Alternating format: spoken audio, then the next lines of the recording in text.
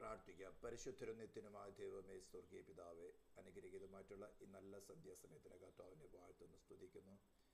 നീ കൂട്ടിവരുത്തി ജനത്തിനായ സ്തോത്രം. ചില കാരണങ്ങളെ കർത്താവെ ഇന്ന് കൂടി വരുവാൻ സാധിക്കാതിരിക്കുന്ന ജനത്തിന് വേണ്ടി പ്രാർത്ഥിക്കുന്നു. വിശേഷ കർത്താവ് ശരിയുടെ യാത്രയ്ക്ക് വേണ്ടി ഞങ്ങൾ പ്രാർത്ഥിക്കുന്നു. ബ്ലസ്സിയുടെ അമ്മച്ചിക്ക് വേണ്ടി ഞങ്ങൾ പ്രാർത്ഥിക്കുന്നു. കഴിഞ്ഞ ആളുകളൊക്കെയും കർത്താവ് ഞങ്ങളുടെ പ്രാർത്ഥന കേട്ട് മരണത്തിൽ നിന്ന് കർത്താവ് വിടിവിച്ചതാണ്. ഹാലേലൂയ. എന്നൊരു സമാധാനം കൂടിയിരിക്കട്ടെ.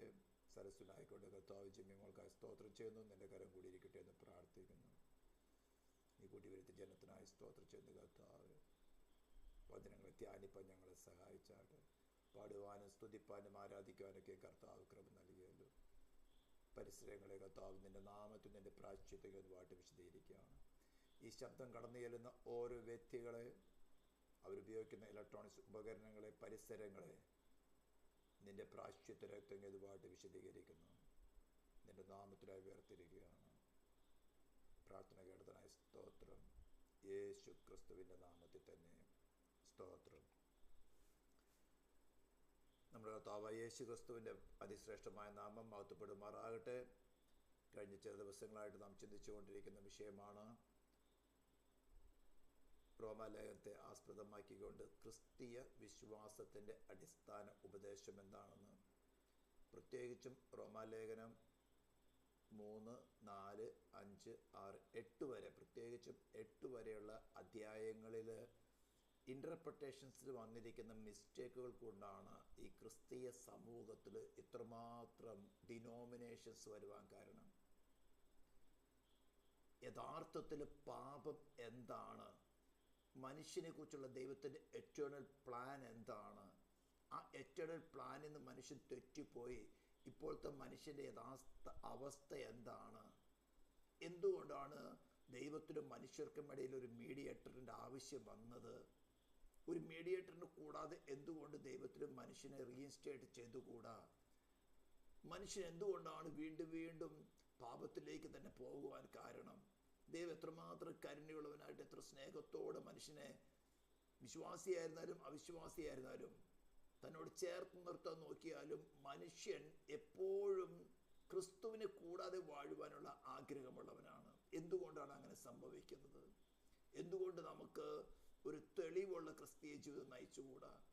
ഇതൊക്കെ നമ്മൾ ശരിക്കും മനസ്സിലാക്കിയാൽ ഈ ഭൂമിയിലെ നമ്മുടെ വാസത്തിൽ യഥാർത്ഥത്തിൽ നമുക്ക് ദൈവഹിതപ്രകാരം ജീവിക്കാൻ പറ്റുകയുള്ളൂ. അതിൻ്റെ അടിസ്ഥാന ഉപദേശങ്ങൾ കിടക്കുന്നത് റോമാലേഖനം 3, 4, 5, 6, 7, 8 അധ്യായങ്ങളിലാണ്. ഇത് ശരിയായിട്ട് ഇൻ്റർപ്രറ്റ് ചെയ്ത് പഠിച്ചു കഴിഞ്ഞാൽ നമ്മുടെ ലൈഫിനെ കുറിച്ചുള്ള ആ സീരിയസ്നെസ് നമുക്ക് വ്യക്തമായിട്ട് മനസ്സിലാകും. ക്രിസ്തുവിനെ കൂടാതെ ഒരു നിമിഷം പോലും നമുക്ക് യോഗ്യമല്ല എന്ന് വളരെ വ്യക്തമായിട്ട് മനസ്സിലാകും. അതിനു വേണ്ടിയിട്ടായിരുന്നു ഇത്രയും ദീർഘമായിട്ടുള്ള ക്ലാസ്സുകൾ എടുത്തത്. ഇപ്പം നമ്മൾ ഡേ 43rd ഡേയിലേക്കാണ് വന്നിരിക്കുന്നത്.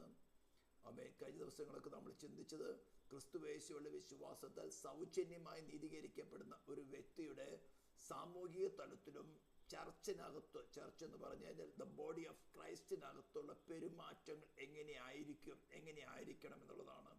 അപ്പോൾ നമ്മളിതെല്ലാം ചിന്തിച്ചു പോകുന്ന സമയത്ത് നമ്മളിൽ ഒരു കുറവ്, നെഗറ്റീവ് പോയിന്റ് കണ്ടാൽ ആ കുറവ് കണ്ടിട്ട് കുറ്റം പറയുന്നതല്ല, അയ്യോ എന്നിട്ട് അങ്ങനെ പോയിന്റ് ഉണ്ട്, എൻ്റെ കർത്താവ് നീ എന്നെ സ്നേഹിച്ച് ഈ ഒരു കുറവ് എനിക്ക് വെളിപ്പെടുത്തി തന്നല്ലോ എന്ന് പറഞ്ഞുകൊണ്ട് അതിന്മേൽ ജയം പ്രാപിക്കത്തക്കവണ്ണം ആ കുറവിനെ ഏറ്റുപറഞ്ഞ് ഉപേക്ഷിക്കുകയും അവിടെ ക്രിസ്തുവിനെ റീപ്ലേസ് ചെയ്യുക. ഇതാണ് ലക്ഷ്യം. അപ്പോൾ ഇതിൻ്റെ ഒരു ലക്ഷ്യത്തിലേക്ക് നമ്മൾ കടന്നു പോകുന്നത് ഈ 13th ചാപ്റ്ററിൻ്റെ അവസാനത്തിലേക്ക് കടന്നു പോകുന്നതാണ്. അതായത് ഇത്രയും കാര്യങ്ങളൊക്കെ പറഞ്ഞതിന് ശേഷം ഒരു കൺക്ലൂഷനിലേക്ക് വരികയാണ്. കർത്താവായ യേശുവിനെ തന്നെ ധരിച്ചുകൊള്ളുവിൻ, മോഹങ്ങൾ ജനിക്കുമാറ് ജഡത്തിനായിട്ട് ചിന്തിക്കരുത്. മോഹം ഗർഭം ധരിച്ച് ഇതായിരുന്നല്ലോ ഏദൻ തോട്ടത്തിൽ നടന്നത്. ജഡത്തിനായി ചിന്തിച്ചത് കൊണ്ട് മോഹം ഗർഭം ധരിച്ചു. മോഹം ഗർഭം ധരിച്ചിട്ട് പാപത്തെ പ്രസവിച്ചു. ഇങ്ങനെയാണ് മാനവജാതി മുഴുവനും പാപത്തിൻ്റെ ദാസിദാസന്മാരായി തീർന്നത്. ഇതിൽ നിന്ന് രക്ഷിപ്പാൻ നമുക്ക് സ്വയമായിട്ട് ഒരു പ്രവൃത്തികൾ കൊണ്ട് സാധ്യമല്ല. ദൈവം കരുണാസമ്പന്നനായ ദൈവത്തിന് ക്ഷമിക്കുവാനും സാധ്യമല്ല. കാരണം ദൈവം പരിശുദ്ധനായിട്ട്, മാറ്റമില്ലാത്തവനായിട്ട്, ആദ്യനും അന്തിനുമായിട്ട് തൻ്റെ സ്വരൂപത്തിലും സാദൃശ്യത്തിലും ഒരു മനുഷ്യനെ സൃഷ്ടിച്ച ഒരു പ്രത്യേക പദ്ധതിക്ക് വേണ്ടി സൃഷ്ടിച്ചിട്ട് അവന് കൊടുത്തിരുന്ന ഫ്രീ വില്ലിൽ അവൻ സ്വയത്തെ തിരഞ്ഞെടുത്തു. ജഡത്തിന് വേണ്ടി ചിന്തിച്ചിട്ട് മോഹം കടന്നു വന്നു. ആ മോഹം മുഴുത്തിട്ട് പാപത്തെ പ്രസവിച്ചു. ഇവിടെ ദൈവം അവനോട് ക്ഷമിച്ചാൽ ദൈവ രാജ്യം നിലനിൽക്കുകയില്ല. വീണ്ടും അവനിന്ന് മനുഷ്യന് പെറ്റുപെരുകുന്ന ജാതി മനുഷ്യർ എന്താ ചിന്തിക്കുന്നത്? തെറ്റ് ചെയ്താലും കുഴപ്പമില്ല, ദൈവം ക്ഷമിക്കുന്നവനാണല്ലോ. ദൈവം ക്ഷമിക്കുന്നതിനാണുള്ള ചിന്താഗതി കടന്നു പോകുന്ന തെറ്റ് ചെയ്യുവാൻ ഭയമില്ലാതായി തീരുന്നു. അങ്ങനെയല്ല സംഭവിച്ചു പോയിരിക്കുന്നത്. അപ്പൊ ഇതിനിടയ്ക്ക് ദൈവനീതിയെ നിലനിർത്തി, ദൈവത്തിന്റെ രാജകീയ ഭരണകൂടത്തെ നിലനിർത്തി, ആ ഭരണ വ്യവസ്ഥയെ നിലനിർത്തി ഈ മനുഷ്യനോട് കരുണ കാണിക്കില്ലെങ്കിൽ, മനുഷ്യന്റെ ഉള്ളിലുള്ള പാപത്തിൽ നിന്ന് അവരെ സ്വതന്ത്രമാക്കി അവനോട് കരുണ കാണിക്കണമെങ്കിൽ ഈ ശിക്ഷ വഹിപ്പാൻ തക്കവണ്ണം, സകല മാനവജാതിയുടെ മേലുള്ള ശിക്ഷ വഹിപ്പാൻ തക്കവണ്ണം ഒരു വ്യക്തിത്വം കടന്നു വരണം. അതാണ് മീഡിയേറ്റർ. ഇങ്ങനൊരു മീഡിയേറ്റർ ഇല്ലാതെ ദൈവത്തിന് സാധ്യമല്ല. ഇതിനെല്ലാം പഴയ നിയമത്തിൽ വളരെ വ്യക്തമായിട്ട് പഠിപ്പിച്ചിട്ടുണ്ട്.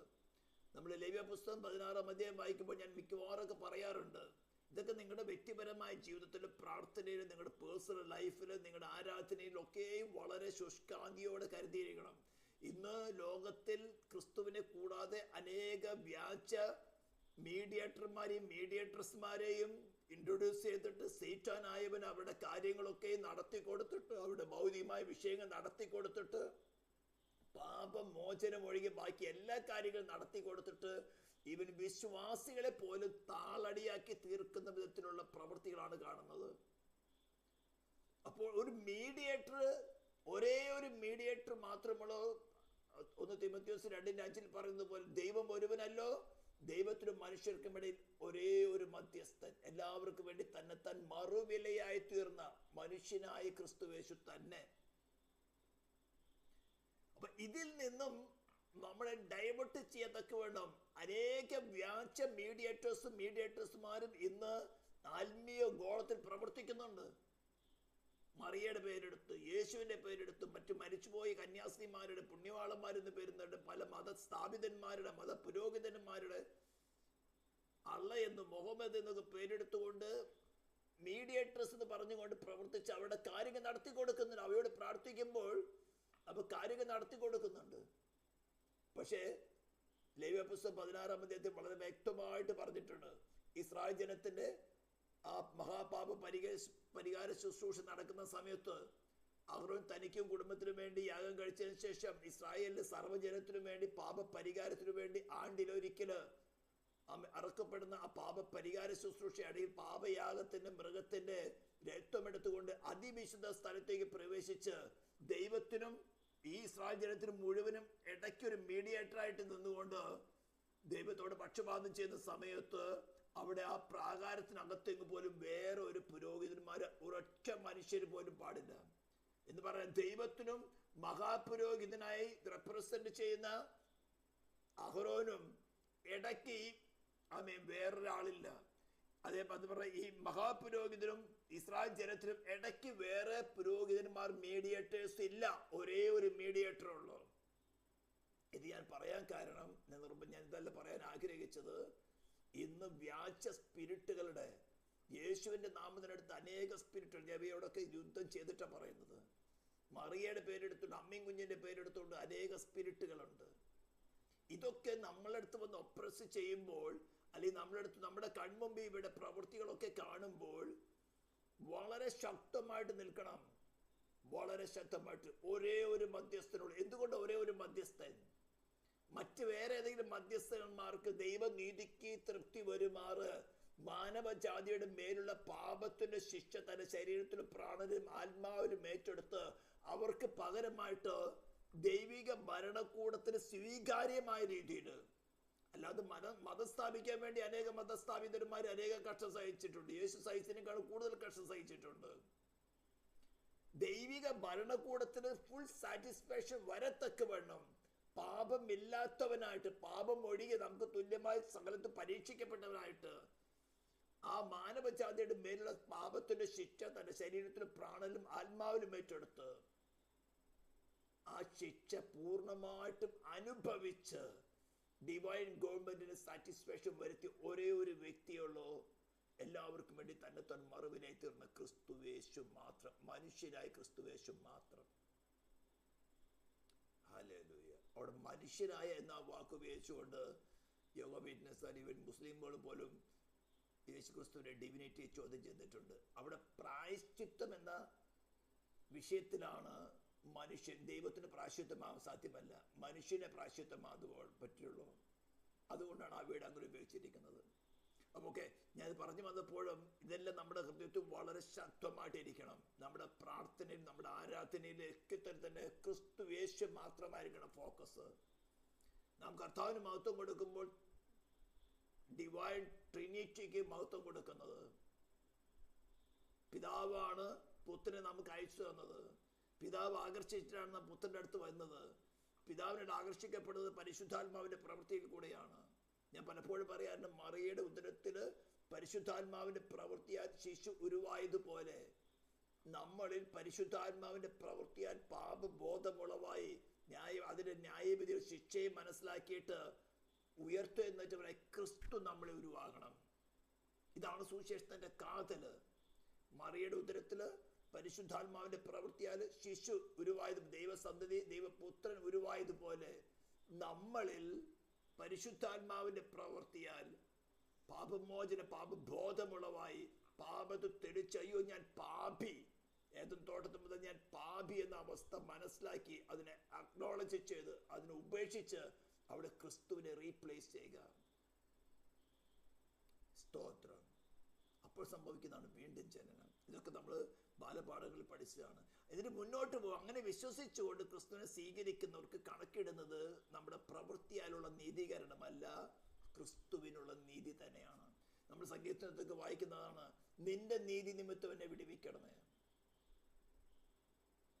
31, 57 നമ്മൾ പലയിടത്തും വേണ്ട, നിന്റെ നീതി നിമിത്തം നമ്മൾ പിടിപ്പിക്കുക. നമ്മുടെ പ്രാർത്ഥനയോ നമ്മുടെ ഉപവാസത്തിലോ നമ്മുടെ വചനവായനയുടെ വിശുദ്ധ ജീവിതത്തിലോ ഒന്നുകൊണ്ടുമല്ല, നമുക്ക് വേണ്ടി പാപപരിഹാരമായി തീർന്ന് ഉയർത്തെഴുന്നേറ്റ ക്രിസ്തുവിന്റെ നീതി നിമിത്തം. ഇത് പ്രാർത്ഥിച്ച ശത്രു വിറയ്ക്കും. അവനറിയാം ക്രിസ്തുവിന്റെ നീതി എന്താണ്, ദൈവത്തിന്റെ നീതി എന്താണെന്ന്. നമ്മുടെ ഒന്ന് ക്ലെയിം ചെയ്യേണ്ട. യെഹെസ്കേൽ പറഞ്ഞുണ്ട്, ഞാൻ ഏകാഗ്രതയോടുകൂടെ തിരുമുമ്പിൽ നടന്നത് ഓർക്കണമെന്ന്. നമുക്ക് പറയാൻ യോഗ്യമല്ല. സ്തോത്രം. എന്നിട്ട് ഇത് കൺക്ലൂഡ് ചെയ്യാണ്. ഇത് കുറച്ചൊരു 10-ാം വാക്യം തുടങ്ങി പറയുകയാണെങ്കിൽ സ്തോത്രം കുറച്ചൊരു ബുദ്ധിമുട്ടുള്ള കാര്യമാണ്. സ്നേഹം കൂട്ടുകാരന് ദോഷം പ്രവർത്തിക്കുന്നതിൽ ആകിയ സ്നേഹം ന്യായപ്രമാണത്തിന്റെ നിവൃത്തി തന്നെ. സഭയുടെ വ്യക്തിപരമായ കാര്യത്തിൽ പറയാണ്, അതായത് ഡിവൈൻ ലോയുടെ ക്രീമാണ് ഡിസ്ഇൻട്രസ്റ്റഡ് ലവ്, അഗാപ്പെ ലവ്. ഇത് പ്രാപിച്ചു വരണമെങ്കിൽ ക്രിസ്തു നമ്മളിൽ പൂർണ്ണമാകണം. നമ്മളിപ്പോഴും ജഡം നമ്മളിലുണ്ട്. അതുകൊണ്ടാണ് പറയുന്നത്, മോഹങ്ങൾ ജനിക്കുമാറ് ജഡത്തിനായി ചിന്തിക്കരുത് എന്ന് പറഞ്ഞ് നമ്മുടെ ജീവിതത്തിന് ആവശ്യമായിട്ട്, നമ്മുടെ ഭൗതികമായ ജീവിതത്തിന് വസ്ത്രം വേണം, ആഹാരം വേണം, പാർപ്പിടം വേണം. ഇതെല്ലാം തന്നെ നമ്മെ സ്നേഹിച്ച് തൻ്റെ പുത്രനെ നമുക്ക് പകരമായി ശിക്ഷ അനുഭവിക്കാൻ നൽകിയവനായ പിതാവ് ഫ്രീ ഓഫറായിട്ട് തരികയാണ്. Free offer. അതിനും അതീതമായിക്കൊണ്ട് നമുക്ക് പിതാവ് നല്ലതെന്ന് അറിഞ്ഞുകൊണ്ട് എന്തു തരുന്നോ, ചിലപ്പോൾ നിങ്ങൾക്ക് മനോഹരമായ വീടായിരിക്കാം, മനോഹരമായ വസ്ത്രങ്ങളായിരിക്കാം, നല്ല ആരോഗ്യമുള്ള ശരീരമായിരിക്കാം. പക്ഷെ അതെല്ലാം തന്നെ ഒരു പക്ഷെ നേരെ ഓപ്പോസിറ്റ് ആയിരിക്കാം. എപ്പോഴും ആരോഗ്യമുള്ള ശരീരമായിരിക്കില്ല, നല്ല വസ്ത്രമായിരിക്കില്ല, നല്ല പാർപ്പിടമായിരിക്കില്ല. പക്ഷെ നമ്മുടെ മുന്നോട്ടുള്ള യാത്രയിലേക്ക്, നമ്മുടെ ടാസ്കിനെ കംപ്ലീറ്റ് ചെയ്യുവാൻ, അതായത് ക്രിസ്തുവേശുവിൽ പരിപൂർണമായി തീരുമാനത്തക്കോണം നമ്മുടെ മുന്നോട്ടുള്ള യാത്രയിൽ ഏത് നല്ലതെന്ന് നമ്മേക്കാൾ നന്നായി അറിയുന്നവനായ നമ്മുടെ രക്ഷിതാവ്, നമ്മുടെ വീണ്ടെടുപ്പുകാരുമായ കർത്താവ് നമുക്ക് ചെയ്തു തരുന്നത്. അതിസാറ്റിസ്ഫൈഡ് ആകുക. കർത്താവ് സ്തോത്രം, നീ ആക്കിയിരിക്കുന്ന അവസ്ഥ നല്ലത്, എന്റെ നന്മയ്ക്ക് വേണ്ടിയാണ് അങ്ങനെ ആക്കിയിരിക്കുന്നത്. സ്തോത്രം. അവിടെ നമുക്ക് കൂടുതൽ കർത്താവിനെ അറിയാം.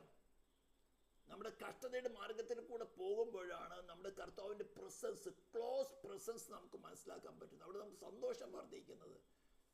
അതാണ് വിശ്വാസ ജീവിതം. അതിൽ സന്തോഷിക്കാത്തവര് ജഡത്തിലാണ്. അവർ പിറുപിറുക്കും. സമ്മിശ്ര ജാതികളെ പോലെയുള്ളവർ അവർ പിറുപിറുക്കും. ദൈവത്തിന് അവിടുന്ന് ശിക്ഷയെ വരുള്ളൂ, കോപം വരുള്ളൂ. അത് നമ്മൾ യെശയ്യാപ്രവചനം പഠിച്ചത്, തന്നെത്താൻ താഴ്ത്തി വായ തുറക്കാതിരുന്നിട്ട് പീഡിപ്പിക്കപ്പെട്ടു. അവന്റെ ടാസ്ക് അറിയാം എന്താ? മാനവജാതിക്ക് വേണ്ടി പാപപരിഹാരമായി തീരണം, പ്രായശ്ചിത്തമായി തീരണം. ഇതാണ് തന്റെ മുമ്പിൽ വെച്ചത്. ദൈവമേ നിന്റെ ചെയ്യുവാൻ ഞാൻ പ്രിയപ്പെടുന്നു എന്ന് പറഞ്ഞുകൊണ്ട് വന്നതിന് വേണ്ടിയിട്ടാണ്. ആ ടാസ്കിൽ നിന്ന് ഇടം വലം വ്യതിചലിക്കാതെ തന്നെത്താൻ താഴ്ത്തി വായ തുറക്കാതിരുന്നിട്ടും പീഡിപ്പിക്കപ്പെട്ടപ്പോഴും കൊല്ലുവാൻ കൊണ്ടുപോകുന്ന കുഞ്ഞാടിനെ പോലെ, ഞാൻ പറഞ്ഞല്ലോ, കൊല്ലുവാൻ കൊണ്ടുപോകുന്ന കുഞ്ഞാടിനെ സ്തോത്രം തേനും പാലും കൊട്ടി വളർത്താറില്ല. വളർത്താൻ വേണ്ടി വാങ്ങിക്കൊണ്ട് പോകുന്ന കുഞ്ഞാടിനാണെങ്കിലോ വളരെ സ്നേഹിച്ച് ചിലപ്പോൾ മാറോട് ചേർത്ത് പഠിച്ച് 2 ഉമ്മയ്ക്ക് കൊടുത്തായിരിക്കും കൊണ്ടുപോകുന്നത്. ഇടയ്ക്ക് വെച്ച് കുറച്ച് തീറ്റയൊക്കെ വാങ്ങിക്കൊടുത്ത് അല്ലേ. കൊല്ലുവാൻ കൊണ്ടുപോകുന്നത് ഇതിന് തീറ്റ കൊടുത്തിട്ട് കാണിക്കാനാ? ഇതിന് മാറുപെടുത്തെടുത്ത് കാണിക്കാനാ? കാലും മടക്കി 2 തൊഴി കൊടുത്ത്, അല്ലെങ്കിൽ കരയാണെങ്കിൽ വടിയെടുത്ത് 2 അടിയും കൊടുത്ത് സ്ലോട്ടർ ഇതിലേക്ക് കൊണ്ടുപോകുള്ളൂ. ഇതാ നമ്മുടെ അവസ്ഥ. ക്രൂശിക്കപ്പെട്ടവരായി ക്രിസ്തുവിന്റെ മാർഗം അനുഭവിക്കുന്നവരുടെ അവസ്ഥ ഇതാണ്. അപ്പോൾ മോഹങ്ങൾ ജനിക്കുമാറ് നമുക്ക് വേണ്ടി നമ്മുടെ പിതാവ് നൽകുന്ന അവസ്ഥയ്ക്ക് അതീതമായിട്ട് ചിന്തിക്കുക വേണ്ട.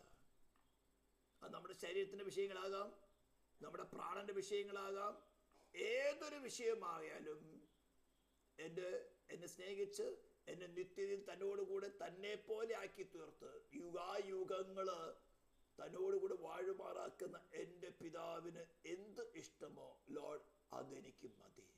അത് ഏറ്റെടുക്കുവാനും അതിൽ സന്തോഷിപ്പാനും നിന്നെ സ്തുതിപ്പാനുള്ള കൃപ, അങ്ങനെയുള്ളൊരു ഹൃദയം എന്നെ സൃഷ്ടിക്കണമേ. സങ്കീർത്തനത്തിൽ ദാവീദ് പറയുന്ന പോലെ നിർമ്മലമായൊരു ഹൃദയം എന്നെ സൃഷ്ടിച്ച് മനസ്സെടുക്കുമ്പോൾ ആത്മാവിൽ എന്നെ താങ്ങണമേ. അതുകൊണ്ടാണ് നമുക്ക് ദുഃഖമില്ല. ഇത് വേണമെങ്കിൽ പറഞ്ഞിരിക്കുന്ന കർത്താവായ യേശു ക്രിസ്തുവിനെ തന്നെ ധരിക്കണം. കർത്താവായ യേശു ക്രിസ്തുവിനെ അതിനാണല്ലോ നാം സ്ഥാനപ്പെട്ടത് അല്ലേ.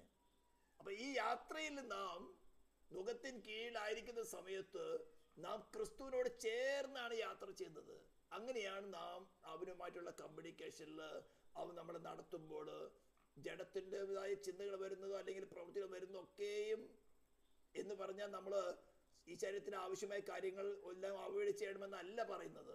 അങ്ങനെ ചിന്തിച്ചു പോകുന്നവരുണ്ട്, മൊറാലിറ്റി പഠിപ്പിക്കുന്നവരുണ്ടോ. നമ്മുടെ പിതാവ് നമുക്ക് യോഗ്യമായത് എന്തു തരുന്നോ I will be satisfied on that Lord. എന്നെ അത്തരത്തിലൊന്ന് മോഡിഫൈ ചെയ്തെടുക്കണമേ എന്നുള്ളൊരു സമർപ്പണത്തോടു കൂടി ആയിരുന്നാൽ നമുക്ക് എല്ലാ വിഷയത്തിലും കർത്താവായ യേശു ക്രിസ്തുവിനെ ധരിക്കാൻ പറ്റും. നാം സ്നാനപ്പെട്ട സമയത്ത് അറിഞ്ഞോ അറിയാതെ നാം പ്രഖ്യാപിച്ചതാണ്, ഇനിയുള്ള എൻ്റെ ജീവിതത്തിൽ ഞാൻ അവൻ്റെ പുനരുദ്ധാന ശക്തിയോടുകൂടി ജീവിക്കും. ഇത് നമുക്ക് അനുഭവിക്കാം. നമ്മൾ ഡേ ബൈ ഡേ അവസ്ഥയിൽ നമ്മുടെ ജീവിത മാർഗത്തിൽ നമുക്കിത് അനുഭവിച്ചുകൊണ്ട് ജീവിക്കാം. കർത്താവ് നമ്മളതിന് സഹായിക്കും. ഞാൻ അനുഭവിക്കുന്നുണ്ട്. ഇതൊരു തിയറി പഠിപ്പിക്കലല്ല, റിയാലിറ്റിയാണ് ഞാൻ പറയുന്നത്. അപ്പോൾ റോമൻസ് 13th ചാപ്റ്റർ നമ്മൾ കൺക്ലൂഡ് ചെയ്യുകയാണ്. സ്തോത്രം. ദൈവം കൃപയാണെങ്കിൽ അടുത്ത ദിവസം നമുക്ക് 14th ചാപ്റ്റർ സ്റ്റാർട്ട് ചെയ്യണം. നമുക്ക് പ്രാർത്ഥിക്കാം. പരിശുദ്ധ നിത്യമായ ദൈവമേ, സ്വർഗീയ പിതാവേ, തിരുനാമത്തെ വാഴ്ത്തുന്നു സ്തുതിക്കുന്നു. നിന്റെ സ്നേഹത്തിനായി സ്തോത്രം.